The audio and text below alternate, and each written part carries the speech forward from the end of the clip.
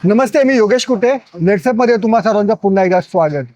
मनसे प्रमुख राज ठाकरे यांचं गुढीपाडव्याच्या दिवशी जे भाषण झालं, त्या भाषणाची महाराष्ट्रभर चर्चा सुरू झालेली आहे. आता या भाषणावरती आपण थोडं विश्लेषण करणार आहोत. हे विश्लेषण करण्याआधी थोडंसं एक डिस्क्लेमर माझ्या वतीने देतो आहे. हे भाषण मला प्रचंड आवडलेलं आहे. त्यांचे भाषणातले मुद्दे असतील, पंचेस असतील आणि एक प्रगल्भ नेता ज्या पद्धतीने भाषण करतो त्या पद्धतीचं हे भाषण झालेलं आहे.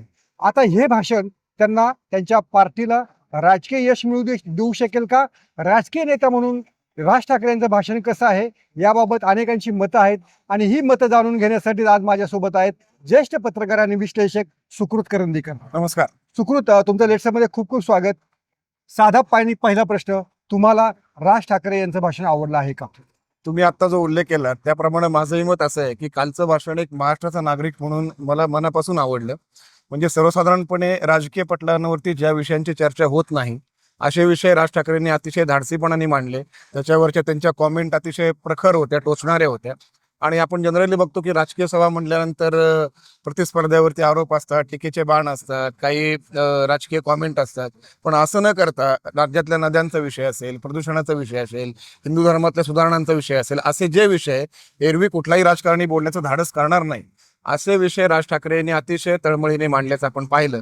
पण मला असं वाटतं की कुठेतरी गल्लत होते. बरं, म्हणजे राज ठाकरेंना जसं आपल्या मार्केटिंगच्या भाषेमध्ये किंवा जर्नलिझमच्या भाषेमध्ये म्हणतात की नो युअर कस्टमर किंवा नो युअर रीडर, तर राज ठाकरेंना आपला मतदार नेमका कोण आहे हे कळण्यामध्ये काही गल्लत होतीये का काय, असं मला त्यांचं भाषण ऐकून वाटलं. बरं. एखाद्या एनजीओचा कार्यक्रम चालू असावा असं मला सुरुवातीचे काही मिनिटं वाटलं. त्याच्यानंतर असं वाटलं की प्रबोधनकार ठाकरे यांचे नातू आता समाज प्रबोधन करण्यासाठी काहीतरी वेगळी चळवळ सुरू करतात असं काहीतरी फील मला नंतर आला. त्यामुळे त्यांच्या भाषणामध्ये मी नंतर विचार करत होतो की याच्यातनं नेमका त्यांच्या कार्यकर्त्यांनी संदेश काय घ्यायचा. ओके, हा जो संदेश काय घ्यायचा आहे, तर राज ठाकरे आता कालच्या भाषणानंतर हिंदुत्ववादी आहेत का प्रबोधनवादी आहेत, याचं काय उत्तर तुम्ही द्या? मला तोच प्रश्न पडलाय की प्रबोधनकार ठाकरे यांना कुठलीही निवडणूक लढवायची नव्हती किंवा त्यांना कुठलाही राजकीय पक्ष काढलेला नव्हता. त्यामुळे त्यांनी राज ठाकरे यांच्यापेक्षा अतिशय कडक भाषेमध्ये, अतिशय पुरोगामी पद्धतीनं हिंदू धर्माची त्यांनी विश्लेषण केलं, चिकित्सा केली आणि अतिशय काय म्हणता येईल त्याला की ओरखाडे आणि चिकित्सक तर्क कठोर पद्धतीने सगळ्या विषयांची मांडणी केली. हेच आपण स्वातंत्र्यवीर सावरकरांच्या बाबतीमध्ये पण म्हणू शकतो. पण याचा परिणाम असा झाला की त्यांच्या पाठीरांक्याची संख्या एका ठराविक टप्प्याच्या पुढे कधी वाढली नाही किंवा त्यांना त्या सगळ्याचा फायदा राजकीय पटलावरती कधी झाला नाही. ओके, मला असं वाटतं की राज ठाकरेंच्या बाबतीमध्ये पण असं होण्याची शक्यता दाट आहे. कारण कालचं त्यांचं पूर्ण भाषण जर आपण ऐकलं बरं. तर एकाच वेळेला त्यांनी सत्ताधाऱ्यांच्या बाजूने म्हणजे फडणवीसांचं तर मुख्यमंत्र्यांचं नाव घेऊन ते म्हणाले की मुख्यमंत्र्यांसोबत आहोत आम्ही, फक्त तुम्ही चांगले निर्णय घ्या, आम्हाला विचारून निर्णय घ्या. म्हणजे आता मी जर मनसेचा कार्यकर्ता असेल किंवा राज ठाकरेंचा पाठीराखा असेल तर मला माझ्या शहरामध्ये कुठली भूमिका घ्यायची मला कळणार नाही. बरं. नद्यांच्या प्रदूषणाबद्दल तुम्ही बोललात, पण आता माझ्या शहरामध्ये जर भाजपची सत्ता असेल किंवा अजित पवारांच्या पक्षाची सत्ता असेल किंवा ठाण्यामध्ये एकनाथ शिंदे यांच्या शिवसेनेची सत्ता असेल तर मी त्यांच्याविरुद्ध नेमकी भूमिका काय घ्यायची? कारण स्वतः माझा नेता आज कुठल्याही प्रकारे यातल्या कुठल्याही नेत्याला थेट आरोपीच्या पिंजऱ्यात उभं करत नाहीये. सगळं वरून वरून टीका करतोय, कुठेही थेटपणे कोणावरती टीका करत नाहीये. कदाचित राज ठाकरे असं म्हणू शकतील की आता सुरुवात आहे, अजून इलेक्शनला खूप वेळ आहे, त्यामुळे मला थेट बोलायची आता गरज नाहीये. पण तरी मला असं वाटतं की राजकीय दृष्ट्या कुठलाही संदेश या सभेतनं द्यायला राज ठाकरे कमी पडले असावेत किंवा त्यांनी ते टाळलं. ओके, पण राज ठाकरे यांना फडणवीस यांच्याविषयी काही ममत्व आहे असं दिसतं का, किंवा त्यांची ती मजबुरी आहे का? ममत्व, मजबुरी दोन्ही शब्द एका अर्थाने बरोबर आहेत, पण आता हे आपण वापरायचे का नाही हे आपल्याला बंधन आहेत. कारण शेवटी राज ठाकरे आणि फडणवीस यांच्यातले संबंध कसे त्याच्यावरती अवलंबून आहे. बरं. पण कालच्या भाषेचा एकूण त्यांचा सूर पाहिला तर जसं त्यांनी ना एकनाथ शिंदेवर थेट टीका केली, त्यांनी ना अजित पवारांवर थेट टीका केली. त्यांनी दोन विषय चांगले काढले खरं तर, एक म्हणजे शेतकरी आत्महत्या आणि लाडकी बहीण योजना. परंतु या दोन्ही योजनांबद्दल त्यांनी नुसता उल्लेख केला आणि विषय सोडून दिला. त्याच्यावरती थेटपणे त्यांनी आरोप केले नाहीत, थेटपणे प्रश्न विचारले नाहीत. त्यामुळं धड ना ते विरोधी पक्षाची भूमिकेत ते होते ना सत्ताधारी तर नाहीच आहेत ते. तरी पण त्यांच्यावरती जो पहिल्यापासून आरोप होतो की सातत्याचा अभाव आणि विश्वासार्हता, तर हे दोन्ही मुद्दे कालच्या त्यांच्या सभेनंतर अधोरेखित झाले असं मला वाटतं. ओके, पण याच्यामध्ये त्यांची एक भूमिका मला वाटतं कायम आहे, ती म्हणजे उद्धव ठाकरेंना विरोधाची. म्हणजे जर उद्धव ठाकरे जर विरोधात असतील, म्हणजे ते जर महाविकास आघाडीमध्ये असतील तर मी त्यांच्या सोबत किंवा त्यांना सहकार्य होईल अशी कोणतीच भूमिका घेणार नाही. त्यामुळे मला थोडं सत्ताधाऱ्यांच्या बाजूने सहानुभूतीने जर मी वागलो तरी ते चालू शकेल, असं काही तुम्हाला याच्यात दिसून आलं का? कालच्या सभेची गर्दी जर आपण पाहिली तर ती गर्दी प्रचंड होती. बरं. म्हणजे याच्याबद्दल मनसे कार्यकर्ते किंवा मनसेचे जे कुणी व्यवस्थापक सभेचे नियोजन करणे असतील यांचं कौतुकच करायला पाहिजे. बरं. कारण कुठल्याही प्रकारची सत्ता कुठेही नसताना, हम्म. विधानसभेला यश मिळालेलं नसताना, लोकसभेमध्ये थेट सत्ताधाऱ्यांबरोबर गेलेले असताना बरं. या पद्धतीची गर्दी आजही राज ठाकरेंच्या बरोबर येते. याचा अर्थ त्यांचा अजूनही लोकांवरती एक पकड आहे, त्यांचा करिश्मा आहे, त्याच्यातून सिद्ध होतं. बरं. आणि म्हणूनच कदाचित ती कालची गर्दी बघितल्यानंतर सत्ताधाऱ्यांना राज ठाकरेंबद्दल आणखीन ममत्व वाटल्यास मला आश्चर्य वाटणार नाही. हम्म. पुढे येत्या महापालिका निवडणुकांमध्ये नाशिक सारखं शहर असेल, मुंबई असेल, पुणे असेल, ठाणे असेल, हम्म. या सगळ्या महत्वाच्या शहरांमध्ये राज ठाकरे हे मला असं वाटतं की सत्ताधाऱ्यांना मदत करण्याच्या भूमिकेत जातील. थेट जरी गेले नाहीत बरं. तरी राज ठाकरेंना जो काही पाठिंबा मिळेल बरं. तो अर्थातच सत्ताधाऱ्यांच्या विरोधातल्या मतांचा असणार आहे. ओके. त्यामुळे मला असं वाटतं की कालची सभा बघून सत्ताधारी पण नक्की सुखावले असतात. तुमचं आणि माझं एकमत आहे की भाषण चांगलं झालेलं आहे अगदी. आणि कार्यकर्त्यांना मात्र संदेश गेलेला नाही. याचा अर्थ राज ठाकरे हे राजकीय दृष्ट्या गणलेले किंवा गोंधळलेले आहेत का? राज ठाकरे गणलेत का याच्यावरती शब्द वेगळा कदाचित मी वापरेन की बरं. कार्यकर्त्यांमध्ये निश्चितपणे संभ्रमावस्था निर्माण झाली असेल. कारण राज ठाकरेंनी ना सत्ताधाऱ्यांवरती कडक टीका केली, ना काय म्हणतात त्याला, भारतीय जनता पक्षाबद्दल एका दृष्टीने त्यांनी मुख्यमंत्र्यांबद्दल प्रेमच दाखवलं. त्याच्यामुळं पुण्यामधल्या कार्यकर्त्यांना, नाशिकमधल्या कार्यकर्त्यांना, ठाण्यामधल्या कार्यकर्त्यांना उद्या जर त्यांनी समजा उदाहरणार्थ त्यांनी नदी प्रदूषणाचा मुद्दा काल इतक्या आक्रमकतेने मांडला, तर नदी प्रदूषणाबद्दल नेमकं जबाबदार धरायचं कोणाला? ओके. याच्यावरनं जर भूमिका घ्यायची वेळ आली तर मनसेच्या कार्यकर्त्यांनी काय करावं? कारण त्यांना काय भरोसा की उद्या महापालिकेच्या इलेक्शनमध्ये मनसे भाजप बरोबर युती करेल का, मैत्रीपूर्ण लढत करेल का? बरं. अशी कुठल्याही प्रकारची भूमिका काल राज ठाकरेंनी घेतली नाही. स्वाभाविक आहे अर्थात, कारण मनसेची महापालिकेची निवडणूक कधी होईल अजून माहिती नाही. ते म्हणाले तसं कदाचित ती दिवाळीनंतर होईल किंवा नवरात्रानंतर होईल. बरं. त्यामुळे आतापासूनच त्याच्याबद्दल वाच्यता करणं शक्य याचा नाही. अर्थ असा आहे की राज ठाकरेंना आपले मित्र कोण असणार आणि शत्रू कोण आहेत याचा निर्णय राज ठाकरेंचा होत नाही. कदाचित असंही असेल की ते सत्ताधाऱ्यांनी देखील एका याच्यामध्ये ठेवू इच्छितात की गुडविलमध्ये किंवा- माझ्याबद्दल गृहीत धरू नका काही. हा? माझ्या समोरची गर्दी, माझ्या मागे अजूनही लोक येत आहेत, माझ्या बरोबर अजूनही लोक ऐकायला मला येऊ शकतात आणि मी अजून कुठल्याही पक्षाला डॅमेज करण्याची ताकद माझ्यामध्ये आहे. ओके. त्याच्यामुळे कदाचित ते कीप गेसिंग असं म्हणतात, तशा प्रकारे त्यांनी सत्ताधाऱ्यांना ठेवण्याची शक्यता असू शकते. अ- त्यामुळे गणलेत की नाही कल्पना नाही, पण कार्यकर्त्यांमध्ये मात्र संभ्रमावस्था नक्की असेल. कारण त्याच्या कालच्या कुठल्याही भाषणानंतर थेट राजकीय भूमिका कुठलीही त्याच्यामध्ये दिसत नाही. याच्यामध्ये एकनाथ शिंदे आणि राज ठाकरे फार जवळ आलेलं चित्र विधानसभा निवडणुकीपूर्वी होतं. मात्र तेच ठाकरे आणि किंवा त्यांचे कार्यकर्ते हे एकनाथ शिंदेना दोष देत आहेत की आपला निवडणुकीमधला जो मोठा पराभव झालेला आहे तो एकनाथ शिंदे यांच्यामुळे झालेला आहे. एकनाथ शिंदे आणि राज ठाकरे हे समीकरण पुढच्या काळामध्ये कसं राहील असं तुम्हाला वाटतं? मला असं वाटतं की माहीमच्या जागेवरती अमित ठाकरेंचा झालेला पराभव राज ठाकरेंना नक्की जिव्हारी लागलेला असेल. बरं. आणि त्यावेळेला जर खरोखर एकनाथ शिंदे आणि राज ठाकरे यांच्यामध्ये निवडणूक पूर्व काही चर्चा झाली असती, समजूत झालं असतं, तर कदाचित चांगली सुरक्षित जागा अमित ठाकरेंना देता येणं शक्य झालं असतं. बरं. कदाचित त्यांचा पराभव झाला नसता. पण आता याच्यामध्ये कोण चुकलं, कुणी आधी पुढाकार घ्यायला पाहिजे होता, या गोष्टी आता बोलण्यात काही अर्थ नाही. पण जे काही झालं त्याच्यामुळं त्या दोघांमध्ये नक्कीच एक प्रकारची दरी निर्माण झाली ते असेल. राज ठाकरेंचं एक 2 दिवसापूर्वीच वाक्य आहे की खोके सगळे विधानसभेमध्ये बसलेले आहेत. याचा अर्थ त्यांचा जो अंगुली निर्देश होता तो एकनाथ शिंदे किंवा त्यांच्या पक्षाकडे साहजिक आहे. म्हणजे त्यावेळेस चर्चा अशी झाली होती की अमित ठाकरे यांनी परस्पर चर्चा न करता उमेदवार घोषित केला हो. आणि त्याच्यामुळे जो तिथं स्टँडिंग आमदार होता शिंदे गटाचा, त्यांनी माघार घेतली नाही. पण याचा परिणाम असा झाला की या दोघांच्या मतविभाजनामुळे शिवसेनेचा उमेदवार ते निवडून आला. त्यामुळे हे शल्य राज ठाकरेंच्या मनामध्ये नक्की असेल आणि त्याचा परिणाम म्हणून ते शिंदे यांच्यापेक्षा एक फडणवीसांच्या जास्त जवळ गेले किंवा किंबहुना आधीपासूनच ते फडणवीसांच्या जवळ होते.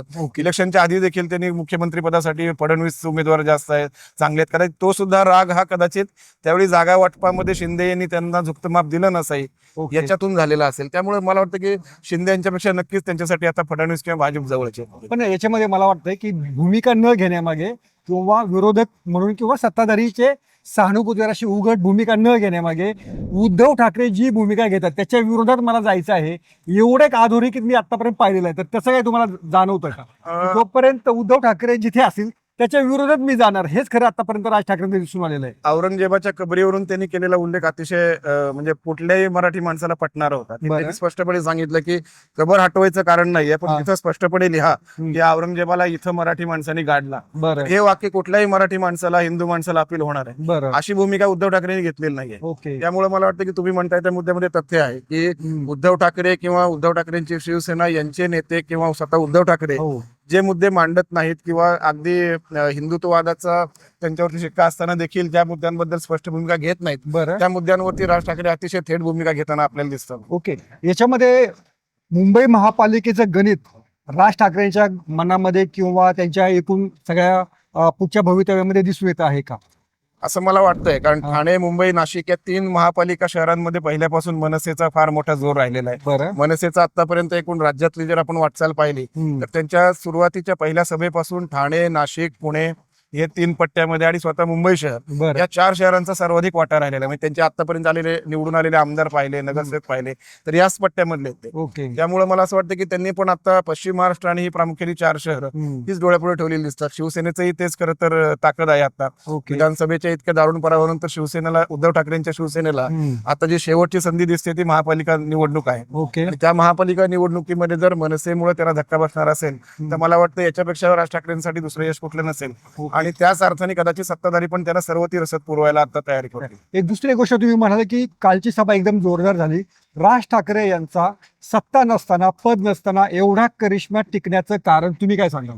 एक तर मान्य केलं पाहिजे की राज ठाकरे यांच्यासारखा प्रभावी वक्ता आता राज्यामध्ये कोणीच नाहीये. बरं. म्हणजे कुठलंही पद नसताना, कुठलीही सत्ता नसताना, कार्यकर्त्यांना काही ऑफर करण्यासाठी काही नसताना इतक्या प्रमाणात जर गर्दी जमते याचा अर्थ त्या नेत्यावर असणारं कार्यकर्त्यांचं प्रेम याच्या व्यतिरिक्त आपल्याला काहीच उत्तर त्याचं देता येणार नाही. ओके. कारण गेल्या म्हणजे मला वाटतं की 2014 नंतर त्यांनी त्यांच्याकडे का जावं कार्यकर्त्यांनी, त्यांच्याकडे बरं. काय ऑफर करण्यासाठी. म्हणजे विधानसभेला लोकसभा निवडणूक तर त्यांनी लढलीच नाही. हो. विधानसभेला निवडणूक लढली पण विधानसभेच्या तिकिटासाठी ही सर्वसामान्यांची गर्दी एवढी गोळा होत नाही. बरं. तिकिटासाठी येणारी गर्दी वेगळी असते. हम्म. पण कार्यकर्ते आणि सर्वसामान्य जनता जेव्हा इतक्या मोठ्या प्रमाणामध्ये गर्दी करते तेव्हा निश्चितपणे तो राज ठाकरेंच्या व्यक्तिमत्वाचा, त्यांच्या प्रभावी वक्तृत्वाचा आणि ते मांडत असलेल्या मुद्द्यांचा प्रभाव लोकांवरती आहे, मान्य केलं पाहिजे. आणि मला असं वाटतं की प्रॉब्लेम इतकाच आहे की राज ठाकरेंकडे आता आपण पाहिलं की मराठी 9 वर्ष राज्यभाषा दिनाच्या दिवशी राज ठाकरे राज्यापुढे, जनतेपुढे आले. हम्म. त्याच्यानंतर आज आले. आता परत कधी येतील माहिती नाही. ओके. किंवा त्यांच्या मनसेचे राज ठाकरे यांच्यानंतरची दुसरी तिसरी फळी जी असेल हम्म. त्या फळीतले नेते सुद्धा लोकांपुढे कधी येतात, कशा मुद्द्यांनी येतात, कल्पना नाही. बरं. त्यामुळं सातत्याचा अभाव हा एकमेव मला वाटतं की राज ठाकरे यांच्या आतापर्यंतच्या वाटचालीतला मोठा अडसर राहिलेला आहे. अदरवाईज आज देखील आपल्याला अनेक गोष्टींचं क्रेडिट हे मनसेला किंवा राज ठाकरेंना द्यावं लागतं. ओके. मग ते टोल मुक्ती संदर्भातील निर्णय असतील, मराठी पाट्यांसंदर्भातील निर्णय असतील, कुठल्याही शहरांमध्ये मराठी माणसांवरती अन्याय झाला की पहिल्यांदा लोकांना राज ठाकरे किंवा मनसेची आठवण होते. तर या सगळ्यामुळं मनसे किंवा राज ठाकरे यांच्या वतीचं वलय आज सुद्धा टिकून आहे. ओके. त्यांची सत्ता असू नसो, पण मराठी माणसांबद्दल काही झालं तर आपल्याला आधार कोण असेल तर राज ठाकरे. ओके. असा एक विश्वास मला वाटतं की राज ठाकरे आणि त्यांच्या मनसेने कमावलेला आहे आणि हीच त्यांची सगळ्यात मोठी आतापर्यंतची यशाची गुरुकिल्ली आहे. याच्यातला शेवटचा प्रश्न, राज ठाकरे यांनी हिंदुत्वाच्या मार्गाने जावं की डीएमके सारखं प्रादेशिक मार्ग जो आहे, हे प्रादेशिक अस्मिता, तो मार्ग पत्करावा? कालच्या सभेचा शेवट करताना राज ठाकरेंनी उचललेलं वाक्य फार महत्वाचं आहे. बरं. ते म्हणाले जिथं जिथं हिंदूंवरती अन्याय येईल तिथे मनसे आक्रमकपणे पुढे जाईल. बरं. याच्यातून त्यांनी स्पष्टपणे संदेश दिलेला आहे ओके. की एकाच वेळेला ते उद्धव ठाकरेंना, जसं तुम्ही म्हणाला हम्म. की उद्धव ठाकरेंची शिवसेना महाविकास आघाडी सोबत गेल्यापासून हम्म. ज्या पद्धतीने हिंदुत्वाच्या मुद्द्यावरती थोडंसं सॉफ्ट होताना दिसतं, ओके. त्यामुळे राज ठाकरेंसाठी हिंदुत्वाचा मुद्दा अतिशय महत्वाचा आहे. ओके. की हिंदुत्वाच्या भूमिकेवरती ठाम राहणारे किंवा त्याच्यावरती कडकपणे बोलणारे हम्म. उद्धव ठाकरेंना जे शक्य नाही ते सगळे मुद्दे त्याच्यापेक्षा आक्रमकपणे राज ठाकरे मांडू शकतात. काल आता त्यांनी मशिदीच्या भोंग्यांचा मुद्दा काढला, हो. त्याच्याबद्दल त्यांनी मुख्यमंत्र्यांवर टीका पण केली हम्म. की रात्री 10 ते 6चा मुद्दाच नाही, तर दिवसभरातले भोगे बंद करा. आणि त्यासाठी त्यांनी योगींचे कौतुक केलं.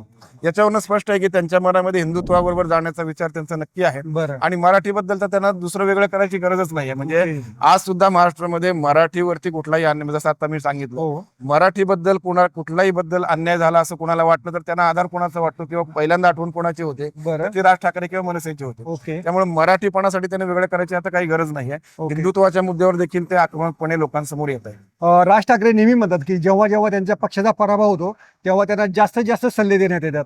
ठीक आहे, सल्ले देण्यापूर्वी आपण एवढे मोठे नाही, पण राज ठाकरेंना तुमचा सल्ला काय असेल? नाही, सल्ला देण्याची गरज नाही, कारण राज ठाकरेंचं नेतृत्व स्वयंभू आहे आणि ठाकरेंना सल्ला कोणीच देऊ शकत नाही. बरं. अपेक्षा मात्र नक्की व्यक्त करू शकतो आपण. बरं. आणि अपेक्षा हीच आहे की राज ठाकरेंच्या मध्ये सातत्याचा अभाव वाटतो किंवा त्यांच्या दुसऱ्या फळीतले, तिसऱ्या फळीतले जे नेते त्यांच्यामध्ये देखील सातत्याचा अभाव दिसतो. त्यामुळे सातत्याने लोकांकडे जाणं, आणि जसं काल त्यांनी खरं तर त्यांच्या भाषणामधला फ्लो खूप चांगला होता. ओके. म्हणजे सुरुवात त्यांनी स्पष्टीकरण देऊन केली, म्हणजे ज्यावरनं त्यांच्यावरती त्यांनी त्यांचे नांदगावकर, बाळानंद बाणवकरांची एका प्रकारे खिल्ली उडवली होती बरोबर. गंगेच्या पाण्यावर. पण त्याचं स्पष्टीकरण त्यांनी ज्या शास्त्रोक्त पद्धतीने दिलं ते सगळ्या महाराष्ट्राला पटलं. महाराष्ट्रामधला जे कोणी विचार हिंदू असतील त्या सगळ्यांना ते पटलं. त्याच्यानंतर त्यांनी सगळे राजकीय मुद्दे पण महत्वाचे घेतले. त्याच्यामध्ये संतोष देशमुखांचा मुद्दा घेतला, जातीचा मुद्दा घेतला, जातीचं राजकारण, इतिहासावरनं आपल्या समाजामध्ये फूट पाडण्याचा प्रयत्न सगळे राजकीय पक्ष कसे करतात. त्यामुळे त्या भाषणाचा जो फ्लो होता, त्या भाषणाचे जे मुद्दे होते ते कुठल्याही सुबुद्ध माणसाला, मराठी माणसाला, हिंदू माणसाला पटतील असे होते. फक्त मुद्दा इतकाच आहे की हे राज ठाकरे सातत्याने लोकांना भेटतील का, सातत्याने लोकांसमोर येतील का. आणि असं जर झालं तर मला वाटतं की लोक त्यांच्या मागे पुन्हा मोठ्या उमेदीने, मोठ्या आशेने त्यांच्या मागे जाऊ शकतात. तर हे होते सुकृत करंदीकर आणि मनसेच्या कालच्या सभेविषयी आणि एकूण त्याच्या भवितव्याविषयी त्यांनी आपलं मत व्यक्त केलेलं आहे. सुकृतजी, धन्यवाद लेट्सअपशी संवाद साधल्याबद्दल. धन्यवाद. सोशल मीडियाच्या भाऊ गर्दीत विश्वासार्हतेने चकाकणारे नाव म्हणजे लेट्सअप मराठी. सगळ्यांना, सगळ्या नागरिकांना ती स्पीच, ती लेट्सअप वरील मुलाखती म्हणजे विचारांचा खजिना. त्यानंतरच्या निवडणुकीमध्ये मला सोडून गेले. बातम्या केवळ वस्तुस्थिती सांगणाऱ्या, न प्रोपगंडा, फक्त जनतेचा अजेंडा.